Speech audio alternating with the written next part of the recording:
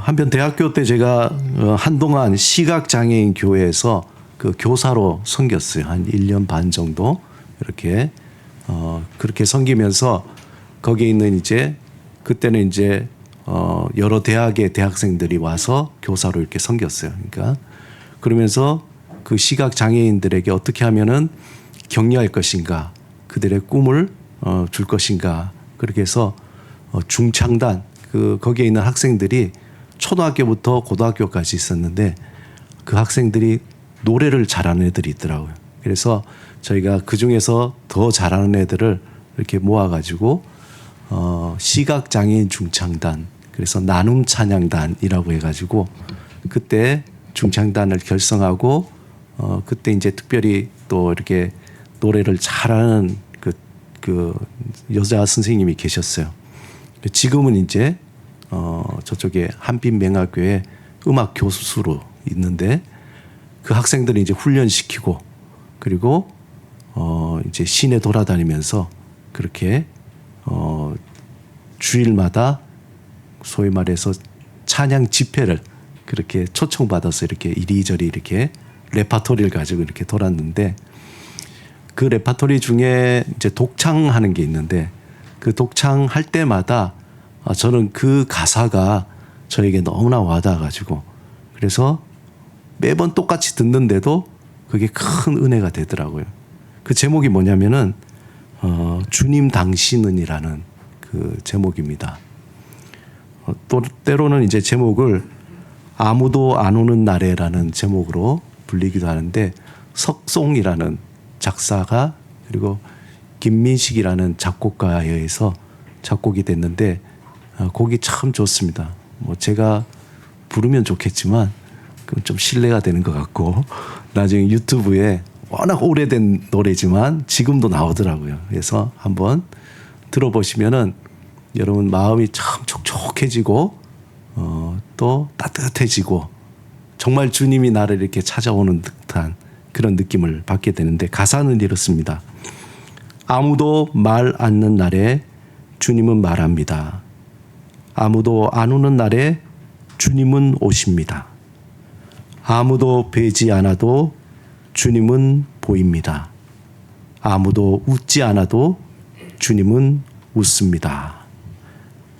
주님은 말씀이며 주님은 실상이며 주님은 친구이며 주님은 평화이며 목마른 가슴 속에 끝없이 솟아나는 사랑의 샘물입니다. 오자가 있네요. 목마른. 그 중에 이제 시각장애인들이 이렇게 부르는데 그 가사에 아무도 뵈지 않아도 아무것도 보이지 않아도 주님은 보입니다. 그 가사에 참 울림이 있더라고요. 우리의 이 고독한 순간 때로는 아무도 찾아오지 않는 그날 꼭 어떤 실제적인 날이 아니라 마음속에 마치 내가 버려진 듯한 그 순간 아무도 나를 관심도 없고 또 누구도 나에게 위로하지 않고 아무도 날 찾아오지 않은 것 같은 그런 상황 속에서도 우리 주님은 우리를 찾아와 위로하시는 그런 분이시다. 그런 어떤 내용을 잘 담은 그런 곡입니다. 우리가 홀로 남겨져 절망할 때도 또 예수님은 결코 우리를 외면하지 않으십니다. 그분은 언제나 우리 곁에 계시고 우리를 바라보시고 또 위로하시고 또 격려하시고 품어주시는 분이시라는 겁니다. 우리가 잘 아는 대문호 톨스토이 그 삶에서도 예수님을 새롭게 만나는 순간이 있었습니다. 우리 톨스토이는 부와 명예를 가졌지만 삶의 의미와 평안을 찾지 못한 그러한 삶이 있었습니다. 그가 예수를 모르는 건 아니었죠. 그의 삶의 큰 전환점이 되었던 것은 그가 예수님의 그 산상수훈을 깊이 묵상하면서 그는 이전에 알지 못했던 예수님을 만나게 된 거예요. 그때 예수님을 톨스토이는 새롭게 보게 된 겁니다. 이전에 예수님도 알고 예수님의 생애도 알고 예수님이 어떤 분인지 알았지만 산상수훈을 묵상하면서 그는 그의 삶을 새롭게 변화시키는 예수님을 만났던 것입니다. 이전에 알았던 문학적인, 또 종교적인, 또 피상적인 예수님이 아니라 톨스토이의 그 내면에 찾아오신 그 예수님, 그분을 만나자 그는 이전의 모든 것들을 마치 바울과 같이 배설물로 여기고 다 버리고 그는 새로운 삶을 살게 된 것입니다. 그는 예수님의 가르침에서 새롭게 사랑이라는 것이 뭔지, 이전에 알았던 그냥 사랑이 아닌 예수님이 알려주신 그 사랑이 뭔지, 또 예수님이 주신 그 용서함이 무엇인지, 그리고 예수님께서 그렇게 말씀하신 평안이라는 것이 무엇인지, 그것을 그는 새롭게 발견하고 이전에와 전혀 다른 삶으로 살아가기 시작합니다. 한마디로 예수님을 인격적으로 만나서 그는 이제는 자신만을 위한 삶이 아니라 이웃을 위해서 섬기고 자신의 것을 다 베풀고 나누어 줘서 자기의 재능과 그 모든 것들을 다 나누어 주면서 이웃을 섬기고 가난한 이들을 도우며 그리고 완전히 다른 새로운 삶을 살게 된 겁니다. 톨스토이에게 찾아오신 예수님은 지금도 수많은 사람들을 찾아가셔서 그들의 문을 두드리고 그들에게 들어가서 평안을 주시고 위로하시고 격려하시고 쉼을 주시고 치유하시고 회복하시는 분이십니다. 지금도 수많은 사람들이 예수님을 만나면서 삶이 바뀌어지는 거예요. 그렇다면은 도대체 예수님은 누구시기에 그를 만난 사람마다 새로운 삶으로 변화받고 새 사람이 되었는가?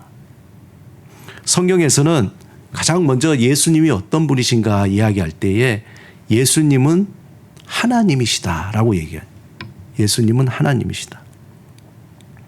우리가 너무나 당연하다고 생각하는데 우리가 한 번 더 곱씹고 묵상해야 될 부분은 예수님은 하나님이시다라는, 전지전능하신 하나님, 이 세상을 창조하시고 다스리시고 주관하시고 지금도 운행하시면서 역사의 처음과 마지막을 가지고 계시는 그 하나님이 예수님이시다. 그분이 이 땅에 인간의 모습으로 오셔서 우리를 위해서 죽으시고 부활하시고 지금도 우리와 함께 하신다는 그 사실, 그것이 우리에게 새롭게 묵상해야 될 부분인 거죠. 먼저 복음서에 보면은 예수님의 그 하나님 대신, 다시 말해서 신성에 대해서 다양하게 증거하고 있습니다. 여러 구절들이 있는데 그 중에서 대표적으로 먼저 마태복음 1장 23절에서 우리가 너무나 잘 아는 구절인데, 보라 처녀가 잉태하여 아들을 낳을 것이요 그의 이름은 임마누엘이라 하리라.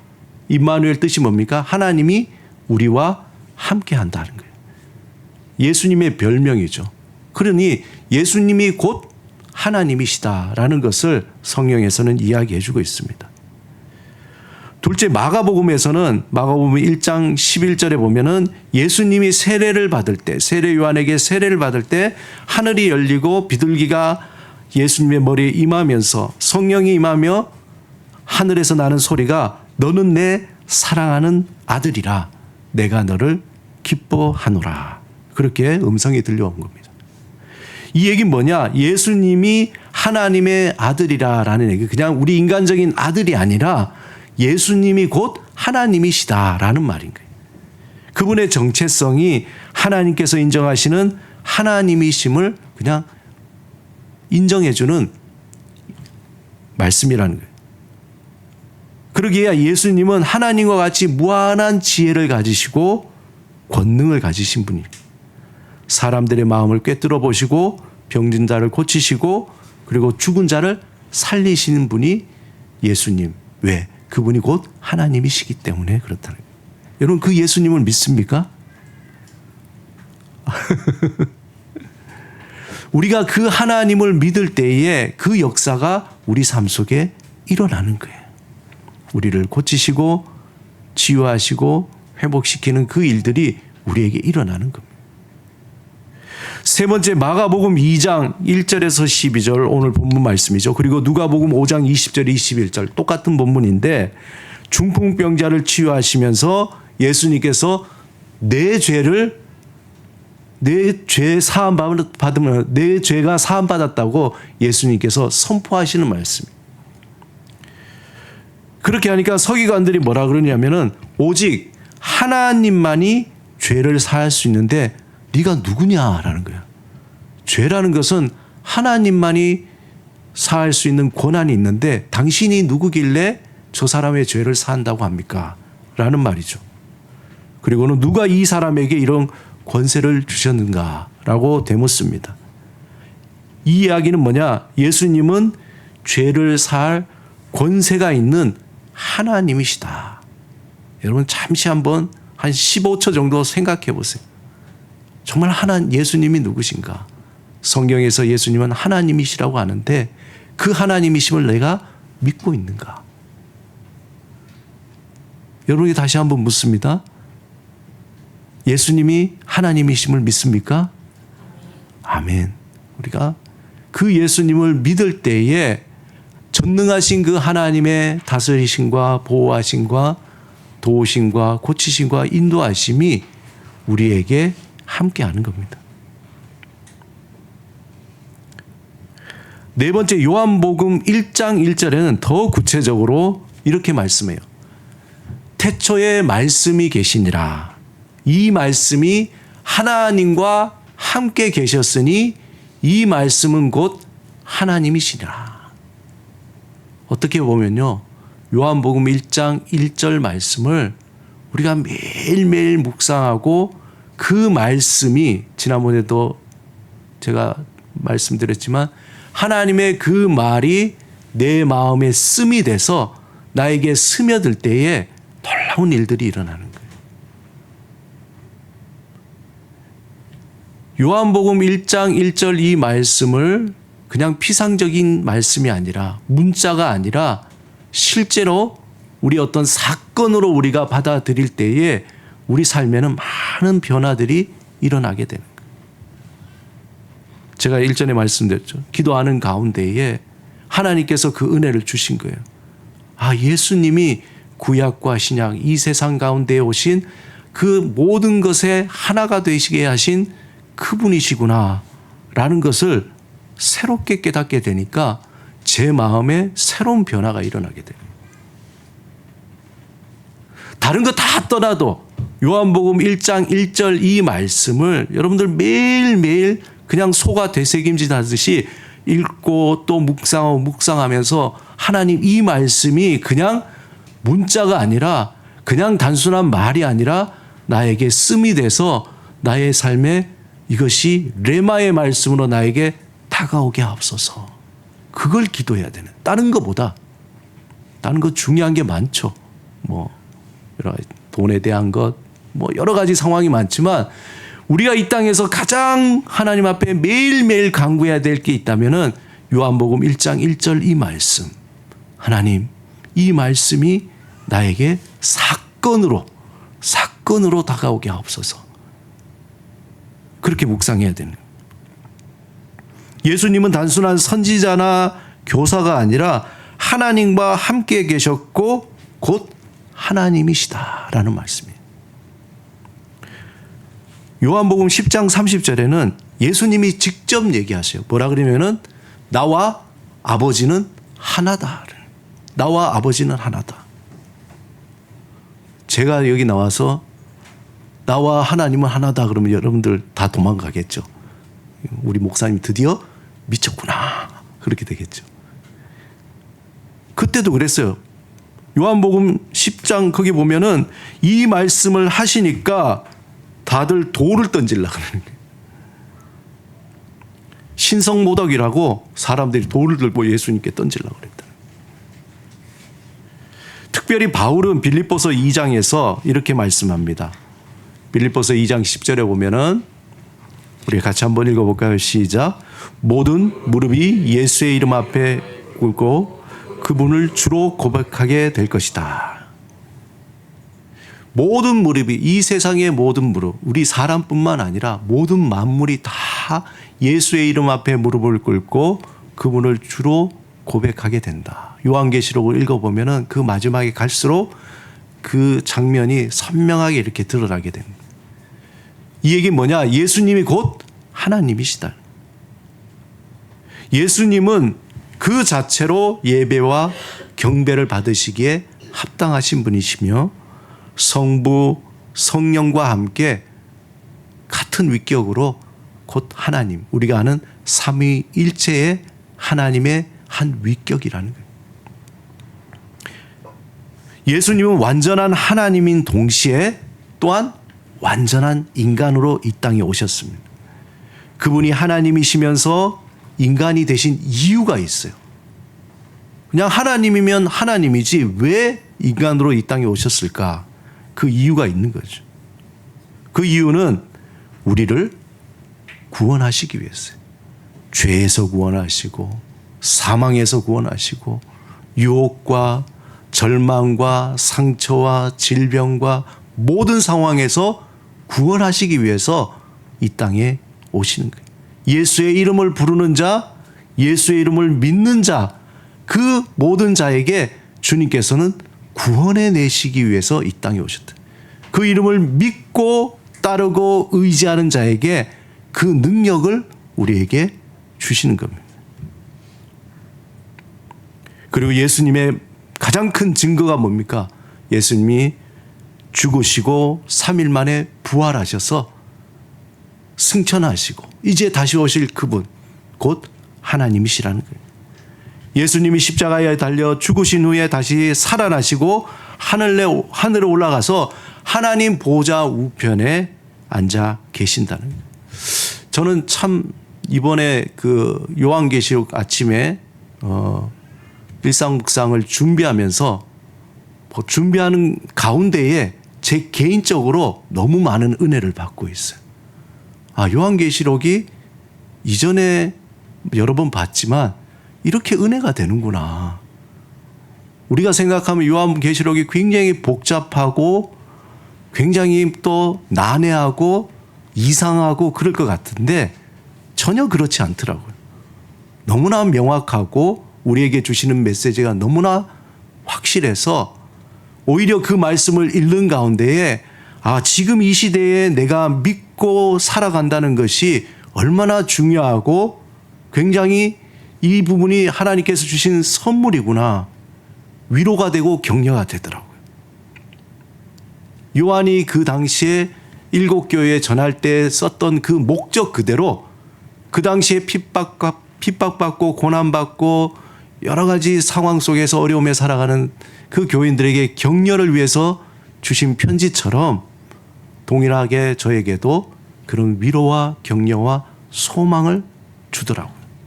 여러분들, 그래서 내년엔 한번 요한계시록을 주일날 한번 같이 말씀을 더 나누면 좋겠다 생각이 듭니다. 오늘 본문에 보면 마가복음 2장에서 1절 12절에 중풍병자 이야기입니다. 우리가 너무나 많이 들어서 익숙할 텐데 이 환자는 스스로 걸을 수 없는 상태예요. 예수님이 있는 곳에 많은 병자들이 가서 고침을 받는데 혼자 스스로 걸을 수 없으니까 가고 싶어도 갈 수가 없는 겁니다. 그러니 그의 친구들이 너무나 불쌍해서 어떻게 보면 이 환자는 아주 우정이 돈독했던 것 같아요.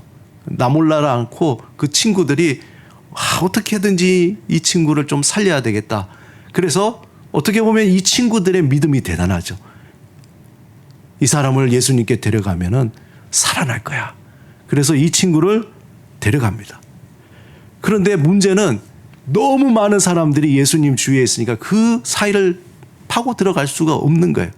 이렇게 저렇게 해도 못 가니까 한 친구가 아이디어를 낸 게 뭐냐? 지붕을 뚫고 들어가자.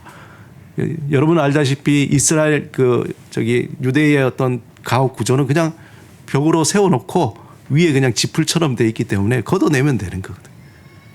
그런 아이디어를 낸 겁니다. 그리고 친구들이 지붕을 뚫고 그 중풍병자를 예수님 앞에 끈으로 내려.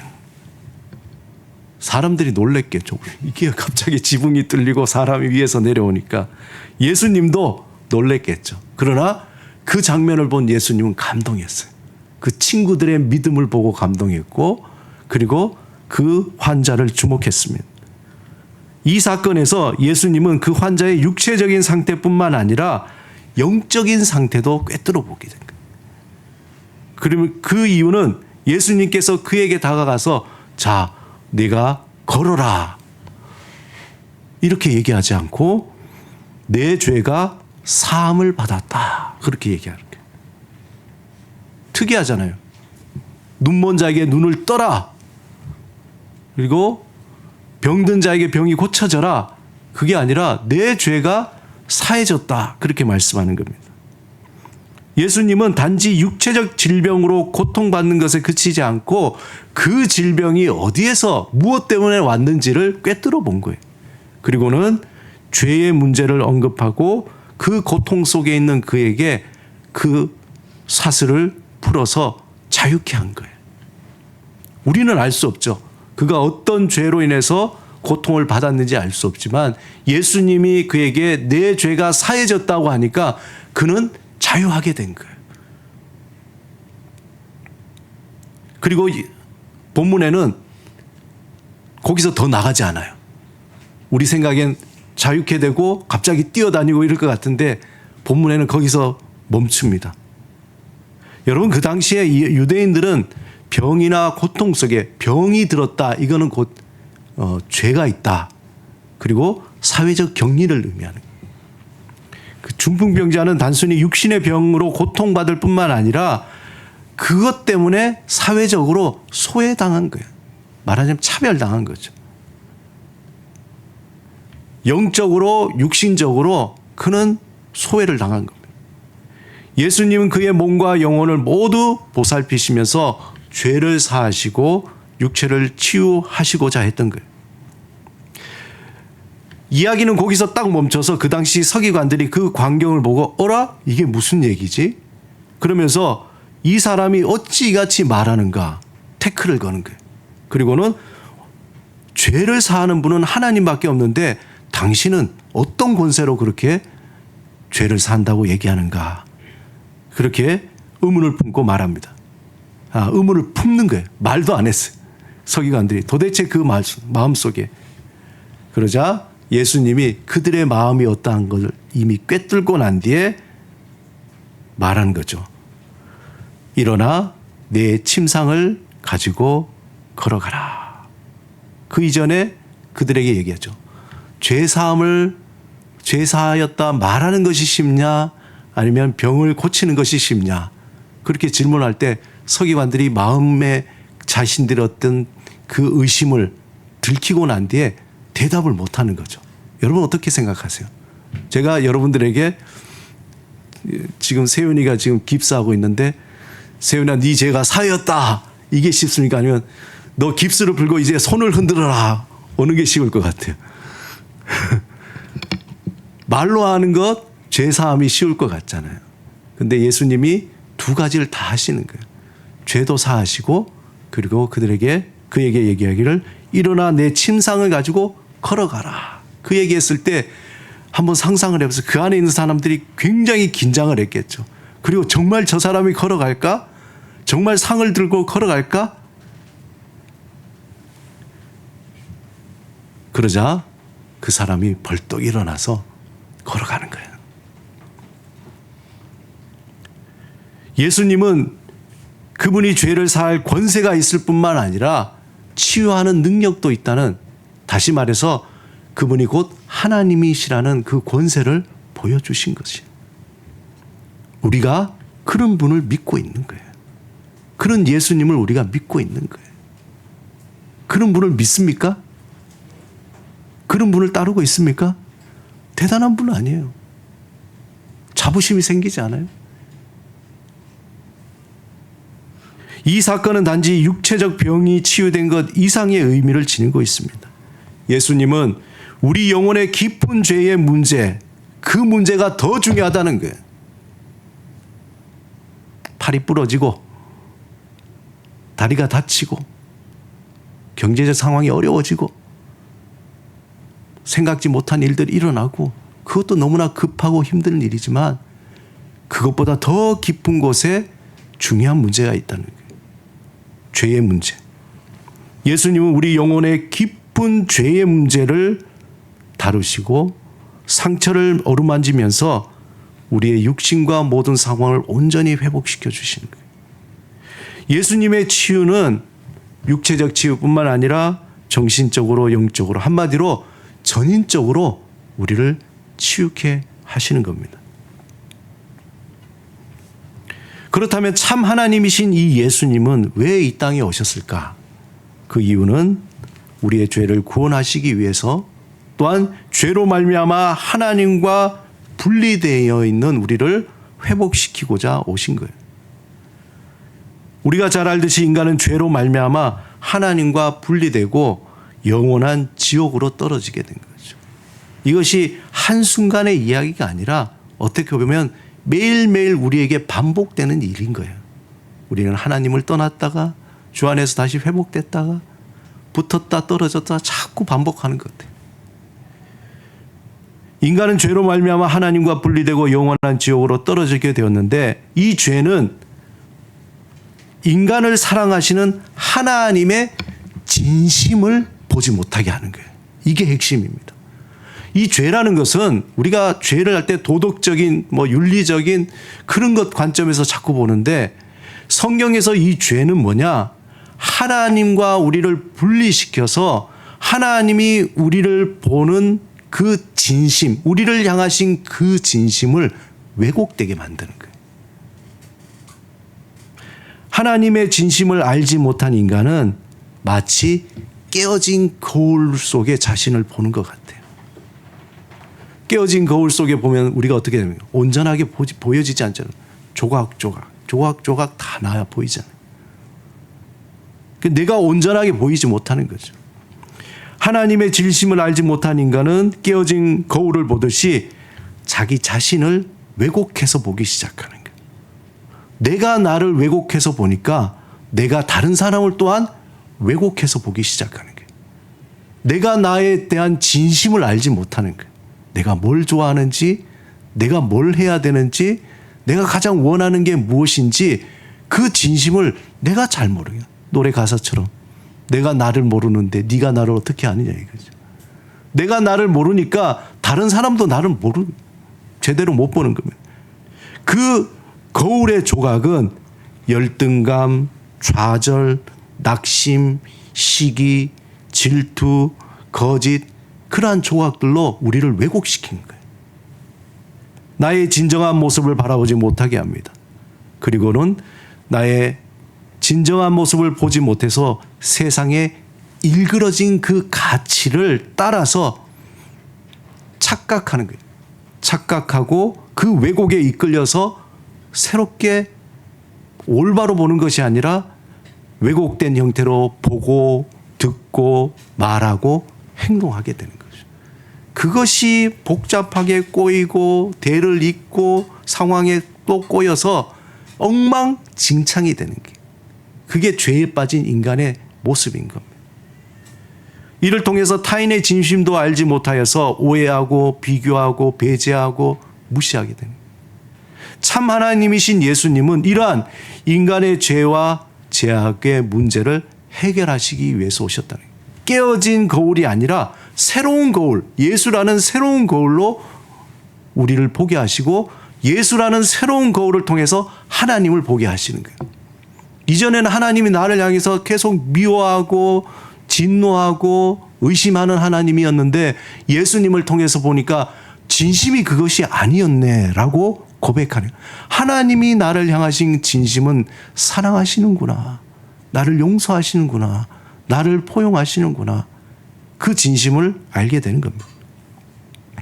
예수님이 인간으로 이 땅에 오신 것은 죄에 빠져 우리의 모든 상처와 아픔과 육신의 질병을 치유하시기 위함입니다. 특히 하나님이 우리를 향해서 내가 너를 사랑한다 하는 그 진심, 그 진심을 회복시키기 위해서 이 땅에 오셨다는 거예요.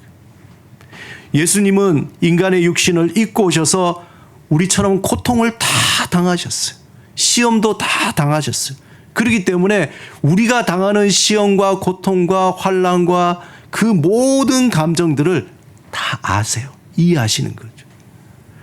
그리고 십자가에서 그 고통을 지시고 죽으심으로써 우리의 죄를 대속할 뿐만 아니라 우리를 치유하시고 회복하시는 겁니다. 여러분이 잘 아는 헨리 나우엔의 상처 입은 치유자라는 그 책에서 예수님을 상처 입은 치유자라고 부르며 그분이 우리의 고통을 이해하고 치유할 수 있는 유일한 분이라고 말하는 거예요. 그리고 예수님은 우리의 상처를 단순히 외면하지 않으시고 예수님은 그 상처를 함께 지시고 가고 우리를 위로하시고 그 고통 속에 있는 참된 회복과 사랑을 깨닫게 하신다는 거예요. 우리의 상처는 때로는 우리를 낙심시키고 절망케 하지만 예수님을 통해서 우리는 그 상처가 치유되고 또한 회복될 수 있다는 것이죠. 아무도 말하지 않는 그날, 아무도 오지 않는 그날에 예수님은 언제나 우리에게 오셔서 우리의 상처를 아시고 찾아오시고 위로하시고 치유하시는 분이십니다. 이제 우리는 우리의 마음을 열고 예수님을 믿음으로 늘 받아들여야 돼. 초청해야 되는 거예요. 예수님 오시옵소서. 날마다 아침에 일어날 때마다 새롭게 예수님을 초청하는 예수님 오늘도 저에게 찾아오시옵소서. 나의 상처를 아시는 주님 나에게 찾아오시고 회복시켜 주시옵소서. 나의 절망을 아시는 분님 주님 고통을 아시는 주님 나에게 찾아오셔서 위로하시고 싸매주시고 질병을 치유하여 주시옵소서. 그렇게 계속해서 초청을 해요. 그렇게 믿고 나아갈 때에 우리는 비로소 죄로 인해 왜곡된 자아가 교정이 되기 시작하는 거예요. 조금씩 나를 바라보게 되는 거예요. 내가 나를 바라보고 내 안에 진심을 알게 되니까 다른 사람도 왜곡하지 않고 보게 되는 거예요. 내가 사랑받는 자라는 하나님의 진심을 알게 되며 비로소 내가 왜 살아야 되는지, 내가 무엇을 위해서 살아야 되는지, 내가 어떻게 살아야 되는지에 대한 명확한 길이 보이기 시작하는 거예요. 사랑하는 여러분, 예수님은 참 하나님이십니다. 그분은 우리의 모든 상처와 아픔을 아시고 죄의 문제와 영혼의 상처를 함께 치유하십니다.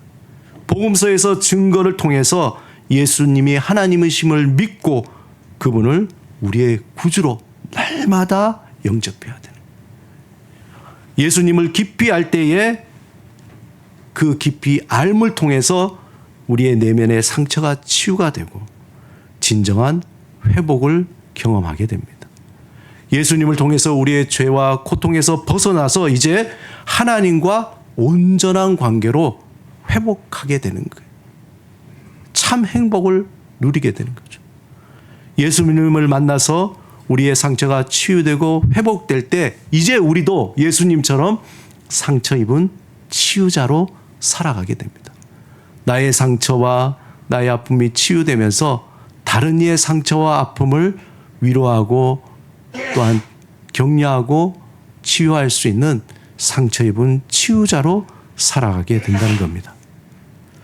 우리는 각자의 삶의 여정에서 많은 상처를 경험합니다. 하지만 예수님을 통해서 그 상처들이 회복되며 이제는 우리가 받은 사랑과 치유를 통해서 이제 우리를 통해서 흘려보내는 삶을 살아갈 수 있습니다. 예수님을 통해서 받은 사랑과 회복이 이웃에게 흘러가도록 그 사랑을 붙들고 날마다 하나님과 동행하면서 살아가시기 바랍니다. 특별히 한 주간 예수님의 그 은혜가 우리 삶 속에 충만해서 상처 입은 치유자로 하나님 앞에 살아가는 주님의 자녀들이 되시기를 예수 그리스도 이름으로 축원합니다. 함께 말씀을 생각하시면서 우리 기도드리겠습니다. 침묵으로 기도드릴 때 천지를 지으시고 지금도 운행하시며 처음과 마지막이 되시고 모든 것을 주관하신 그 하나님, 그 하나님이 이 땅에 육신으로 오셔서 또 우리의 죄를 위해서 죽으시고 부활하시는 바로 그 예수 그리스도, 우리에게 찾아오셔서 우리의 마음의 문을 두드리시고 날마다 우리를 치유하시고 회복하시는 그 주님을 초청하시며 또 그 안에서 하나님이 나를 사랑하신다는 것을 다시 한번 새롭게 알아가기를 원합니다. 이 시간에 기도할 때 주님, 이제 우리도 상처 입은 치유자로서 주님의 은혜 아래서 다른 사람을 위로하고 격려하며 살아가게 하여 주옵소서. 날마다 주님의 그 위로와 격려를 경험하며 또 격려하고 포용하고 위로하는 사람으로 살아가게 하옵소서. 하나님의 자녀로 살게 하옵소서. 묵상하시며 침묵으로 기도드리겠습니다.